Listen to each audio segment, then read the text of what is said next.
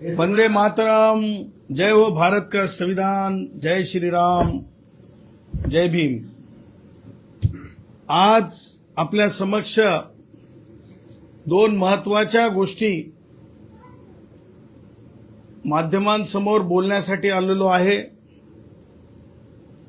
आपण जर मागच्या काही दिवसात मागच्या 18-20 दिवसात जर बघितलं असेल तर एक स्टंटबाजी म्हणता येईल अलीकडच्या काळामध्ये चालू झालेली आहे।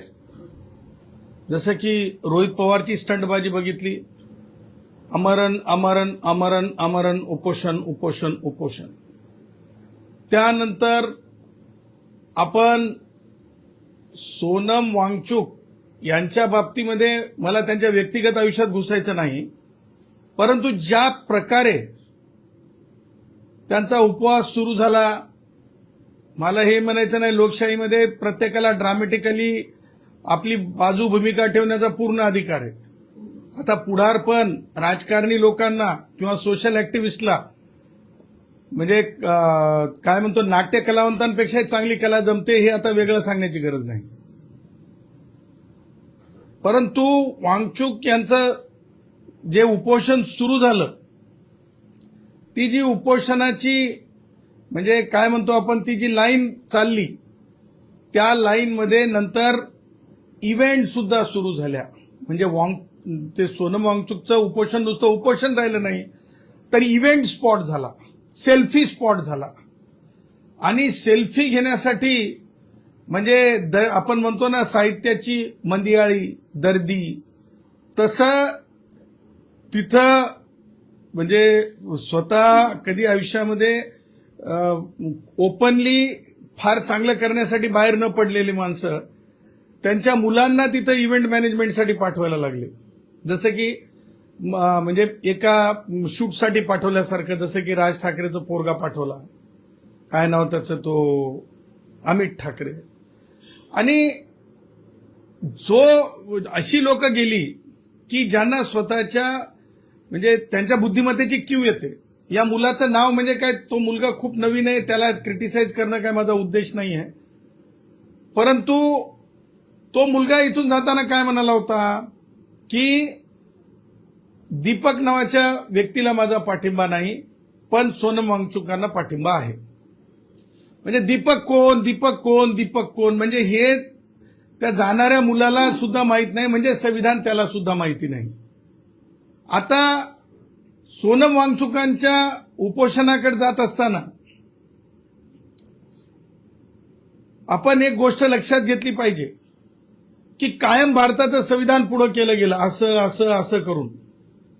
संविधान हा लाईव्ह डॉक्युमेंट आहे, संविधान हा लाईव्ह डॉक्युमेंट आहे। आणि संविधान हा लाईव्ह डॉक्युमेंट असल्यामुळं संविधानाला संकुचित नजरेतून आणि बुद्धीनं पाहता येत नाही। ह्या पॉइंटला घेऊन मला सांगायचं आहे की संविधानाच्या अर्थानं मरण्याची परवानगी तुम्हाला नाही, मरण्याची परवानगी तुम्हाला नाही। राईट टू लाईफ आहे, right to life with dignity आहे। मृत्यू पश्चात डेथ बॉडीची अवहेलना होऊ नये, हे सुद्धा आफ्टर डेथ तुमच्या बॉडीच्या संबंधानं तिचा आदर राखला पाहिजे, हे सुद्धा राईट आहे। आता राईट टू सायलेंट सुद्धा आहे, मला बोलायचं नाही, हा सुद्धा राईट आहे। परंतु मी आमरण उपोषण सुरू करतो आणि मी मरतो मरतो मरतो मरतो, मी अमुक वेळी मरणार, मी तमुक वेळी मरणार, मग मी मरणारच आहे आणि मग आता मरण जवळ आलं, ह्या चर्चा देशभर घडवण्यात येत आहेत।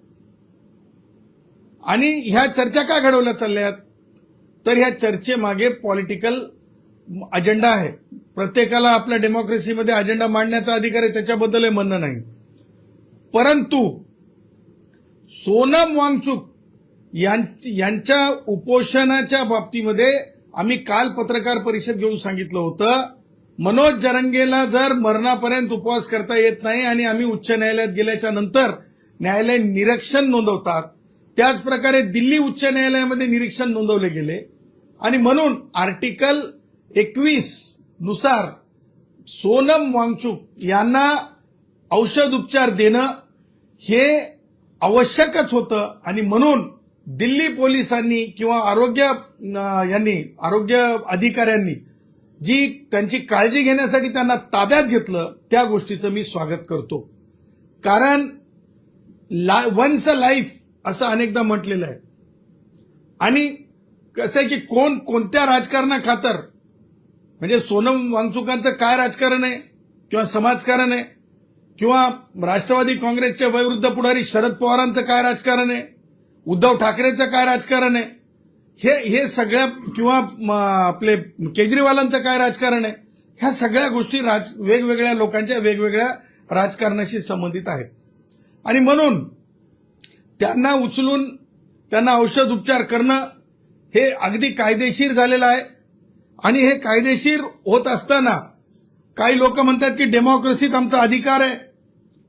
काही लोक सांगतात की भारतरत्न डॉक्टर बाबासाहेब आंबेडकरांनी अधिकार दिला. हो दिलाय, पण काय दिलाय हे आपण कधी डोळसपणे पाहताय का?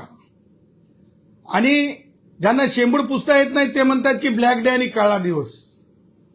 ब्लॅक डे आणि काळा दिवस तो होता जेव्हा पुना पॅक्ट भारतरत्न डॉक्टर बाबासाहेब आंबेडकरांना बॅरिस्टर एम के गांधीजींनी उपवासाच्या नावाखाली एका प्रकारे मी तर म्हणेल एका प्रकारे एक आयुष्य समोर ठेवून इमोशनल ब्लॅकमेलिंग केलं तर काय.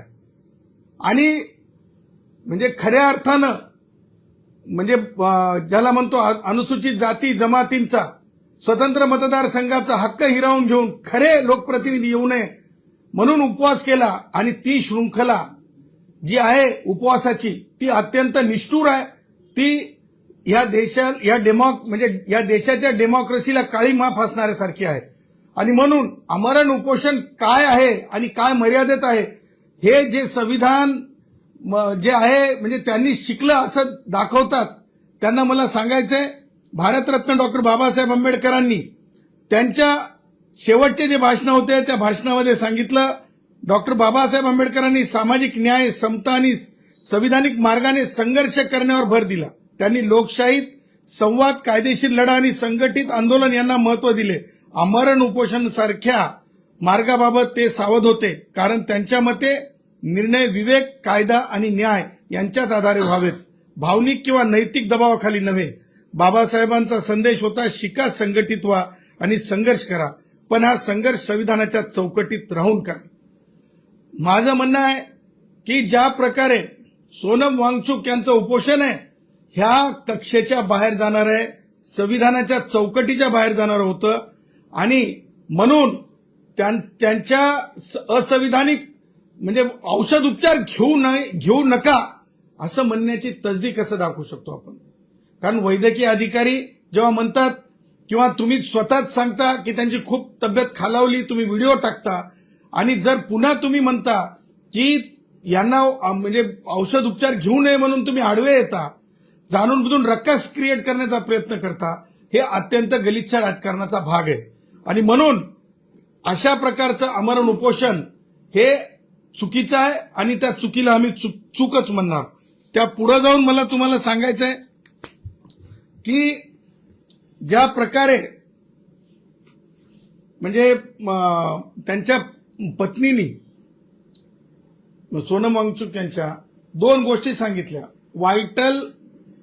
व्हायटल नॉर्मल आहे आणि त्याचबरोबर पोटॅशियम 2.9 आहे असं त्यांचं म्हणणं आहे माध्यमांसमोर.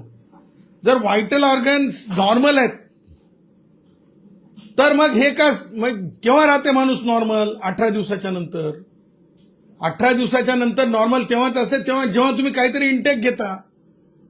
मग ते तरी सांगा ना, तुम्ही ते इंटेक घेत होते, परंतु हे उपोषणाच्या किंवा ह्या नाट्याच्या एक पार्ट होता की आमची तब्येत बिघडली, आमची तब्येत खराब झाली असं म्हणणं.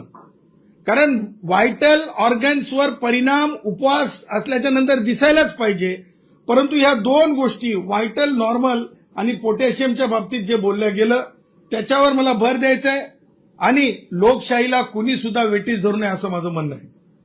त्या पुढे जाऊन मला म्हणायचं आहे की आपण हे सगळं पाहत असताना डॉक्टरांचा इन्सल्ट होता कामा नये. पोलिसांसोबत संघर्ष आहे का तुमचा? पोलिसांसोबत संघर्ष करून आमच्यावर अन्याय व्हायलाय हे दाखवण्याऐवजी पोलिसांचं कर्तव्य पार पाडत आहेत. कोर्टाने सांगितलंय कायद्यामध्ये, डॉक्टरांवर चिडून काय फायदा? डॉक्टर काय तुमचे दुश्मन आहेत का? ही जी वृत्ती आहे ही मला असं वाटतंय चुकीची आहे. आणि दुसरी महत्वाची गोष्ट संविधानिक दृष्ट्या मला तुम्हाला सांगायची आहे, एखाद्या व्यक्तीचा राजीनामा घेणं, शिक्षण मंत्र्यांचा राजीनामा घेणं हे म्हणजे कॉल बॅक म्हणजे जे आपण निवडून दिलेले प्रतिनिधी आहेत त्यांना वापस बोलवणं, हे पार्लमेंटरी डेमोक्रेसीमध्ये आणखीन संविधानात तरतूद नाही. त्यामुळे उद्या जर आणखीन कुणीतरी बसेल आणि ते म्हणेल की नाही नाही आम्हाला हे राष्ट्राध्यक्ष नको आहेत आणि हे राष्ट्राध्यक्ष हे सर्वस्वी जिम्मेदार असतात, राष्ट्राचे पहिले प्रमुख आहेत, राज्यपाल हे पहिले प्रमुख आहेत, यांना काढून टाका, कारण यांची स्वाक्षरी प्रत्येक कायद्यावर असते. एनडब्ल्यूटीचा कायदा असो की अॅट्रॉसिटीचा कायदा असो की संविधानामधली दुरुस्ती असो की कोणत्याही प्रकारचा शैक्षणिक कोणत्याही प्रकारच्या कायद्याबाबतीत यूजीसीचा कायदा असो, मग काय काढून टाका म्हणल्याच्या नंतर कुणीतरी उपोषणाला बसणार. ठीक आहे, तुम्ही तुमच्या सार्वजनिक आयुष्यामध्ये काही उपोषणं केले असतील कारणांसाठी, परंतु एक्स्ट्रीम जाऊन तुम्ही सिस्टम फेल करू शकत नाही. कारण राईट टू कॉल बॅक हे आणखीन कायद्यामध्ये नाही, कायद्यात तशा प्रकारची तरतूद नाही. आणि म्हणून माझं असं म्हणणं आहे की सतसत विवेक बुद्धी जागृत ठेवून आपण कार्य केलं पाहिजे. आपण कायदेशीर भारतरत्न डॉक्टर बाबासाहेब आंबेडकरांनी जे सांगितलंय, तुम्ही कायदेशीर सांगा ना.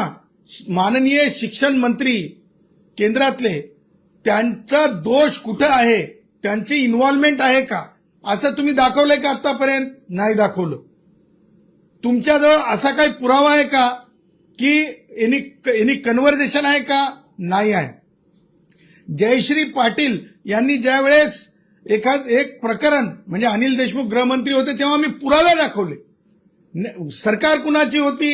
उद्धव ठाकरेचा काळ होता, तरी आम्ही पुरावे दाखवले मान्य न्यायालयामध्ये की हो हे असे असे पुरावे आहेत, हे अशी अशी आमची तक्रार होती. ती तक्रार अगदी म्हणजे कायदेशीर स्वच्छ होती. तेव्हा अनिल देशमुखांनी राजीनामाही दिला, तेव्हा अनिल देशमुख जेलमध्ये गेले, तेव्हा अनिल देशमुखांवर एफआयआर झाला. तशा प्रकारचं आपण काही दाखवत आहात का? तशा प्रकारचा काही पुरावा आहे का? हवेत गोष्टी करून चालत नाहीत. कारण लक्षात ठेवा, लेजिस्लेटिव्ह इंटेंट आणि एक्झिक्युटिव्ह पॉलिसी ह्या दोन वेगवेगळ्या गोष्टी आहेत. जे कोणी शहाणे वर तोंड करून सांगत आहेत, प्रत्येक गोष्टीला जर तो विभाग अर्धन्यायिक असेल तर, म्हणजे उदाहरणार्थ एखादा गृह विभाग अर्धन्यायिक असतो, कारण गृह विभागाकडे काही सुनावण्या होत असतात. त्याच प्रकारे आणखीन काही विभाग अर्धन्यायिक असतात. केंद्रीय शिक्षण मंत्रालय अर्धन्यायिक आहे का? केंद्रीय शिक्षण मंत्रालय माझ्या साध्या स्टडीप्रमाणे अर्धन्यायिक नाही. त्याच्यामुळे एक्झिक्युटिव्ह डोमेनमध्ये जर प्रश्नपत्रिका फुटल्या असतील आणि त्या बाबतीत पोलिसांनी अटक केली असेल, त्या बाबतीत कारवाई सुरू असेल, तर मला असं म्हणायचंय की कोणी सुद्धा सोनम वांगचुक काय, राज ठाकरेची पोरं काय, किंवा आणखीन उद्धव ठाकरेचं जे काही थैथयाट चालू आहे तो थैथयाट काय, ह्या सगळ्या गोष्टी कायदेशीर मला संमत वाटत नाहीत. आणि शरद पवारांच्या बाबतीत तर मला हे म्हणायचं आहे की ज्या प्रकारे म्हणजे शरद पवारांनी म्हणजे आज जे त्यांची स्टेटमेंट केली, त्या स्टेटमेंटच्या बाबतीत माझं साधं म्हणणं आहे की ते कधी सुद्धा नेट आणि थेट बोलत नसतात. ते नेहमी मोगम बोलतात. त्यांचं म्हणजे काय सांगायचंय त्यांना हे कधीच स्पष्ट नसतंय. एका बाजूला म्हणतात की परिस्थिती आटोक्याच्या बाहेर, म्हणजे काय, म्हणजे त्यांची आरोग्याची परिस्थिती आटोक्याच्या बाहेर की आणखीन काही परिस्थिती आटोक्याच्या बाहेर, हे कधी सुद्धा शरद पवार राष्ट्रवादी काँग्रेसचे वयोवृद्ध पुढारी स्पष्ट बोलत नाहीत. संदिग्ध आणि संदिग्धतेचा फायदा, संदिग्धतेवर राजकारण आणि भावनिकतेवर राजकारण स्वार होऊन करणे, हे हे देशात आणि महाराष्ट्रात चालणार नाही. आणि म्हणून मला हे सांगायचं आहे की आज बॅरिस्टर गांधीजी सारखं सोनम वांगचुकांना सोशल मीडिया प्लॅटफॉर्मवर दाखवलं चाललंय. बॅरिस्टर गांधीजींसारखं सोनम वांगचुकांना सोशल मीडिया प्लॅटफॉर्मवर दाखवलं चाललंय. परंतु भारतरत्न डॉक्टर बाबासाहेब आंबेडकरांचे विचार आणि भारतरत्न डॉक्टर बाबासाहेब आंबेडकर लिखित आणि म्हणजे त्यांनी दिलेली भाषणं आणि भारतरत्न डॉक्टर बाबासाहेब आंबेडकरांचं लिखित संविधान, ह्या तीन गोष्टी भारत रत्न डॉक्टर बाबा साहब अम्बेडकर की सोच अभी जिंदा है. भारत रत्न डॉक्टर बाबा साहब अम्बेडकर की सोच अभी जिंदा है. भारत रत्न डॉक्टर बाबा साहब अम्बेडकर की सोच अभी जिंदा है. त्यामुळं संविधान पूर्णपणे वाचून घ्या आणि त्या प्रकारे वर्तन करा. त्याचबरोबर भाषणं पूर्ण वाचून घ्या बाबासाहेबांची आणि त्या प्रकारे वर्तन करा. केवळ पुणे पॅक्ट सारखे बॅरिस्टर गांधीजीचे विचार आता चालणार नाहीत. आणि सोनम वांगचुकच का आणखी कुणी जरी येऊन विद्यार्थ्यांच्या भावनांवर, विद्यार्थ्यांच्या शैक्षणिक म्हणजे एखाद्या एक्झिक्युटिव्ह डोमेनमध्ये घडलेल्या घटनेवर म्हणजे स्वार होऊन राजकारण कुणाला करू दिलं जाणार नाही. हे मला डंके की चोट पे आपल्याला सांगायचं होतं. आणि म्हणून मी आपणाशी म्हणजे सोनम वांगचुक यांच्या बाबतीमधल्या त्यांचं उपोषण आणि त्यांच्या एकूण चाललेल्या राजकारणाबद्दल मी आपलं मत मांडलं. दुसरा मुद्दा असा आहे की महाराष्ट्रामध्ये जी सामान्यांची दळणवळणाची जी हे आहे एसटी, त्या एसटी महामंडळाला भारतीय संविधानानुसार वेलफेअर स्टेट म्हणलंय. वेलफेअर स्टेट हे जरा कान उघडून ऐका. ते काय नाव आहे? प्रताप, मान्य प्रताप. तुम्ही पदावर आहेत म्हणून मान्य म्हणावंच लागतंय. तुमचे असे काही प्रताप झालेत की ते मोठ्याचा आला गाडा आणि गरिबांचे डेपो तोडा, मोठ्याचा आला गाडा आणि गरिबांचे डेपो तोडा, असं तुमचं सगळं चाललेलं आहे. तेवढ्यावर तुम्ही थांबला नाहीत. माझं साधं म्हणणं आहे की ती जी संस्था असते ती संस्था नुकसान आणि फायद्याची संस्था नाही.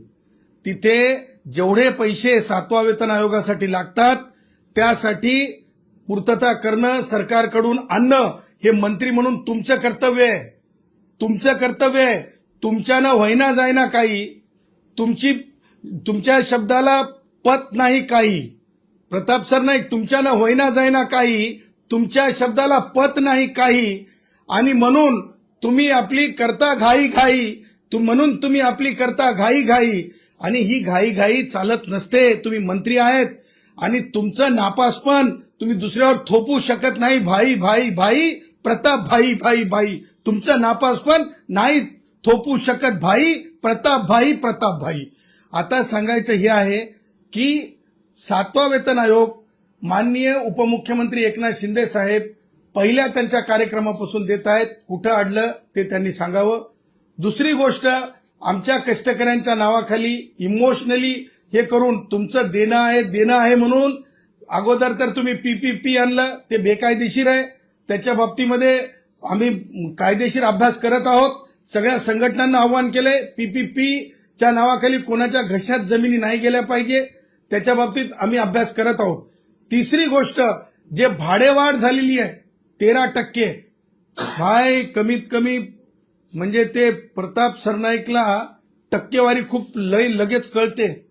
मला आठवतंय ते कुठे कोणत्या ट्रेनमध्ये जाऊ लागले ते उद्घाटनासाठी, तेव्हा ते सांगत होते ना की किती टक्के जागा कोणाच्या, किती टक्के जमिनी कोणाच्या. ते तुमच्याच चॅनल्सवरून आम्ही ऐकलं. आता हे टक्के चांगले समजणारे 13%, माहितीये का दूधवाल्या भावाचे दुधातला भाव वाढलाय का 13%? भाजीपाल्यावाल्या भावाचा भाव वाढलाय 13%. कष्टकरी, कामगार, श्रमिक, श्रमवीर, मान्य मोदीजी म्हणतात श्रमवीर कधी वाढलाय का? या श्रमवीरांचा म्हणजे त्यांना जे मिळते रोजचे पैसे त्याच्यात वाढ झाली का? माझं असं म्हणणं आहे, प्रताप सरनाईक, माननीय उपमुख्यमंत्री एकनाथ शिंदे साहेबांना सांगा ती लाडकी बहीण बंद करून टाका ती योजना. खऱ्या लाडक्या बहिणी जे कष्ट करतात, शेतात काम करतात, त्यांचं जे आहे ना, त्यांच्या बाबतीमध्ये अधिक श्रमावर आधारित योजना आणा. ते बस झालं. तेच पैसे म्हणजे सामाजिक न्यायाचे पैसे तिथे द्यावे लागतात. त्याचबरोबर तुम्हाला सांगतो, आज एसटी मध्ये पैसा येण्याऐवजी पैसा सरकारकडे शॉर्टफॉल का होतो? तर कॅगनं सांगितलं, सीएजीनं सांगितलं, मी नाही म्हणत आहे, सीएजीनं सांगितलंय की लाडकी बहीण योजना ही योग्य नाही. का योग्य नाही? सामान्य कष्टकऱ्यांसाठी योग्य नाही. का योग्य नाही? तर जे टॅक्स पेयर आहेत त्यांच्यासाठी योग्य नाही. का योग्य नाही? तर ती योजनेमुळे लाभ होण्यापेक्षा आपण मागे चाललो. हे सगळं लक्षात घेता नम्रपणे आमचं म्हणणं आहे की भाडेवाढ ही चुकीची आहे, ही गळचेपी करणारी आहे. आणि मला हे सांगायचं, प्रताप सरनाईक, आपण आहे ना, खूप म्हणजे याच्यानं राहिलं पाहिजे. आपण मंत्री आहात, तुम्ही काय केलं आज बघा, तुम्हाला सांगतो, दिघे साहेबांचा फोटो तर ठीक आहे, म्हणजे एखाद्या वेळेस समजू शकतो, पण आज प्रताप सरनाईकांनी नेल्सन मंडेलांचा फोटो हे केला. काय केला? अभिवादनासाठी सोशल मीडियावर टाकला. नेल्सन मंडेला वाचलाय का हो तुम्ही? नेल्सन मंडेलांची लाईफ वाचली का तुम्ही? आत्मचरित्र माहित आहे का तुम्हाला? एकीकडे तुम्ही 13% भाडेवाढ करता, त्याच सकाळी तुम्ही नेल्सन मंडेलांना तुम्ही अभिवादन करता. हे अभिवादन नाटकी वाटत नाही का तुम्हाला? हे अभिवादन म्हणजे अगदी म्हणजे तुम्हाला वाटत नाही का की अपमानजनक आहे? आणि म्हणून माझं हे म्हणणं आहे की ही भाडेवाढ नको. ही भाडेवाढ कोणत्याच गोष्टी, दुधाच्या पैशात वाढ झालेली नाही, भाजीपाल्याच्या पैशात वाढ झालेली नाही, कोणत्याही पैशात वाढ झालेली नाही. आणि ही माणसं याच्यातून प्रवास करणारी ही महाराष्ट्रातली अत्यंत सर्वसामान्यपणे प्रवास करणारी माणसं आहेत, ज्यांच्याकडे कोणतंच वेगळं स्तोत्र नसतंय. ती ही माणसं आहेत आणि त्या माणसांना असा त्रास नको. आणि म्हणून ह्या सगळ्या गोष्टीला डोळसपणे माननीय मुख्यमंत्री महोदयांनी पाहिलं पाहिजे. ही 13% भाडेवाढ जर तुम्हाला अशीच आता 13 उद्या 50% करा, उद्या 100% करा प्रताप सरनाईक, कारण तुमचा प्रोग्रेस रिपोर्ट नापाशा प्रोग्रेस रिपोर्ट आहे, नापाशा प्रोग्रेस रिपोर्ट आहे. आता डेपो राहणार नाही. वाढ करून कोणी बसमध्ये बसलं नाही पाहिजे. गरीब माणूस पुन्हा पायानं चालला पाहिजे. हेच ठेवा आता शिल्लक. आणि म्हणून संतापजनक आहे, संताप येण्यासारखा, प्रत्येकाला संताप येईल. जे पटकेवाला माणूस, फाटलेला धोतर घातलेला माणूस, दूधवाला माणूस ज्याच्या डोळ्यासमोर दिसल. आणि म्हणून ही भाडेवाढ त्यांनी वाढ करू नये. त्या उलट शासनाकडून स्वतःची हिंमत दाखवावी, स्वतःचं कर्तृत्व दाखवावं.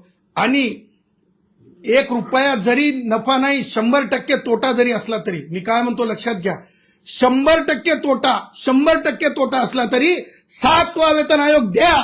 100% तोटा असला तरी सुद्धा तुम्ही बसचा प्रवास 13% वाढ नाही. तुम्हाला सांगतो, चिल्लरमध्ये जर 2-5 पैसे, 10-5 पैसे किंवा 1-2 रुपया मागे पुढे होत असेल तर तिथपर्यंत ठीक आहे. ही टक्केवारी कुठून आणली बाई? खाजगी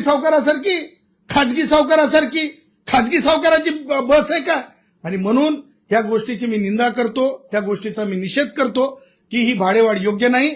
आणि कष्टकऱ्यांच्या नावाखाली इमोशनल ब्लॅकमेलिंग करून देणं आहे म्हणून कष्टकऱ्यांना पुढं करून डेपोचा, मला म्हणायचं नाही खालसा करून टाकायचा काय जमिनीचा, ते डेपोलाही कष्टकरीत दाखवायचे, भाडेवाढीलाही कष्टकरीत दाखवायचे, आणि आपण मात्र नापासी आपली पुढं चालू ठेवायची. हे चुकीचं आहे. 2 दिवसापूर्वी राज ठाकरेंनी एक समाज माध्यमांवरती पत्र लिहिलं होतं, जाहीर पत्र होतं, वामकुज यांना समर्थन दिलं. अंजली दमानी या सामाजिक कार्यकर्त्या ह्या टीका करतायत की त्यांनी थेट दिल्लीला यावं आणि त्यांच्या समर्थनात तिथं बसावं किंवा त्यांना त्या ठिकाणी पाठिंबा दिला, समाज माध्यमांवरती असं देऊ नये. लोकांसांगे ब्रह्मज्ञान. या अंजली दमानी तर अगोदर जाऊन तिथे जाऊन फोटो काढून आल्यात. त्या का वापस आल्यात? त्यांना तिथून इकडे आणण्यासाठी कोणी काय पाचारण केलं नव्हतं, काही नाही. राज ठाकरेचंही आम्ही म्हणजे राज ठाकरेंनी भारतरत्न डॉक्टर बाबासाहेब आंबेडकरांचं भाषण वाचावं. आणि अंजली दमानिया ज्या म्हणजे मला माहित नाही त्या कोणत्या म्हणजे कशातल्या कार्यकर्त्या आहेत, मला आणखीन समजलं नाही, कारण त्यांचे विषय समजले नाही. आणि ते कोणत्या विषयाला तडीस नेतात ते मला समजलं नाही. परंतु त्यांनी सुद्धा भारतरत्न डॉक्टर बाबासाहेब आंबेडकरांचे जे भाषणं आहेत ते वाचले पाहिजेत आणि संविधान खऱ्या अर्थानं समजून घेतलं पाहिजे. डेमोक्रेसी म्हणजे मला कोणालाही टीका करायची नाही. राज ठाकरेला मला हे म्हणायचंय, राज ठाकरेला मला हे म्हणायचंय. ते थरथराट नावाचा एक पिक्चर होता, अशोक सराफचा होता का? लक्षाचा होता. थरथराट आणि थैथयाट हे राज ठाकरेचा आता लोकांना नाटकी पद्धत थरथराट आणि थैथयाट हे आता रोजचं झालंय. त्यामुळे नवीन काही नाही. नागपूरमध्ये आज राम रक्षा आंदोलन होतंय. उद्धव ठाकरे जात आहेत, पोहोचले आहेत, संजय राऊत आहेत. एकीकडे नागपुरात रामनगरमध्ये राम मंदिरामध्ये राम रक्षा आंदोलन, तर दुसरीकडे हनुमान चालीसा अमरावतीमध्ये. मला हे सांगायचं आहे की म्हणजे मला अमरावतीचं तर माहिती नाही, परंतु मला नागपूरच्या बाबतीत सांगायचं आहे.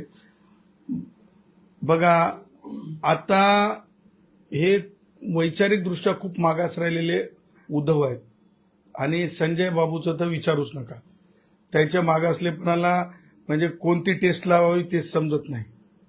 लक्षात ठेवा, आपलं काश्मीर ते कन्याकुमारी पर्यंत आता समान नागरिक कायदा येत आहे.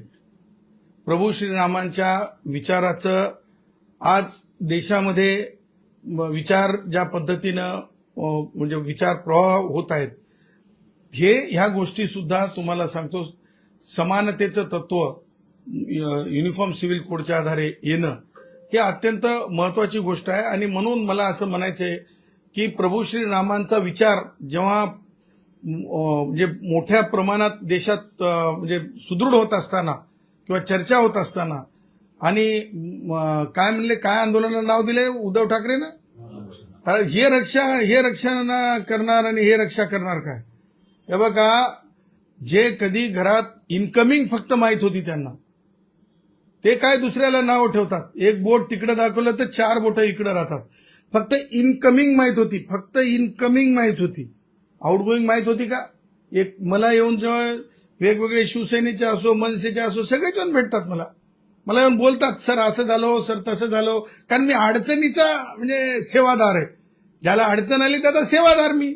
म्हणजे ते म्हणतात जाऊ दे तिकडं पद कोणतं असो साहेब, तेवढं दवाखान्याचं बघून घ्या साहेब, तेवढं अडचणीचं साहेब, तेवढं विद्यापीठाचं बघून घ्या साहेब, हे थोडं अडचणीचं साहेब, हे जरा फोन लावून. त्यासाठी लोक येऊन सांगतात साहेब बोले इनकमिंग वाले ना आता नाव ठेव, रक्षेची गोष्ट करावं, इनकमिंग वाले ना. हे तर खूप झालं. त्याच्यामुळं बघा, त्यांना जर सुबुद्धी असती तर त्यांनी अनेक वेगवेगळ्या आर्थिक विषयावर चर्चा घडवून आणली असती. स्वतःची लायकी स्वतः सिद्ध करायची असते. लिडरशिपच्या परिभाषेत सांगायचं असलं तर तुम्हाला सांगतो, वेगवेगळ्या कारणानं काहीतरी उखरून काढून आपण उभं केल्याच्या नंतर विषय उभे राहत नसतात. हे मला डंकीकीत छोटपे उद्धवला सांगायचं. सर, धर्मेंद्र प्रधान यांनी राजीनामा द्यावा त्यासाठी सीजेपीचं आंदोलन सुरू होतं आणि आज सोनम वांगचुक यांना पकडून सुद्धा नेलं. तर आता अभिजित तिटके म्हणतायत की मोदीजींनी पण आता राजीनामा द्यावा.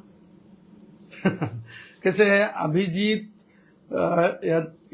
या विद्यार्थ्याचं म्हणा किंवा मुलाचं आकलन आणि चिंतन कदाचित भारतीय संविधानाच्या बाबतीमध्ये आणि कायदेशीर किंवा भारतरत्न डॉक्टर बाबासाहेब आंबेडकरांच्या ऍक्च्युअल म्हणजे स्पीचेसच्या बाबतीतलं ज्ञान फारच कमी दिसते.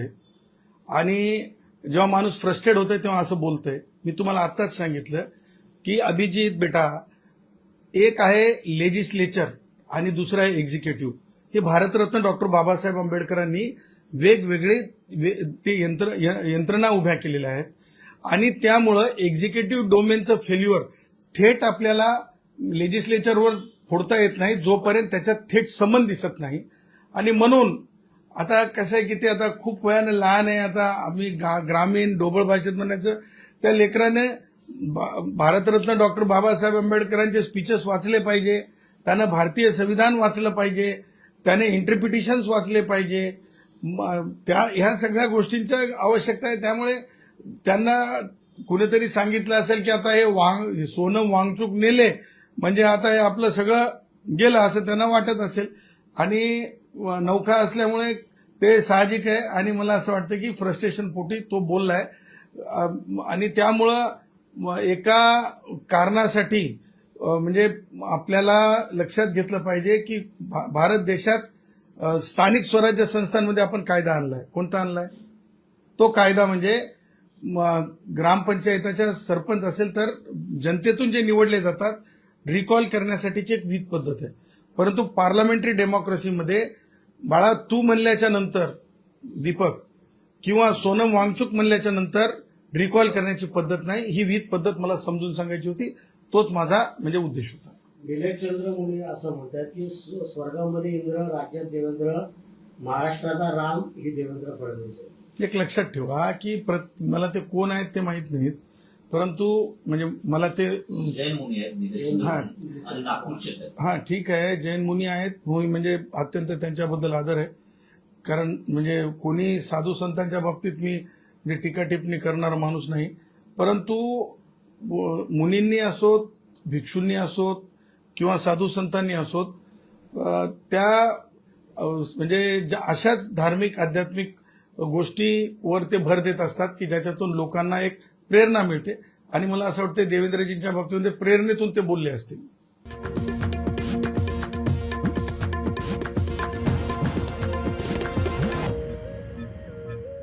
मी यापूर्वी देखील बोललो होतो, आपल्याला आठवत असेल की भारतीय जनता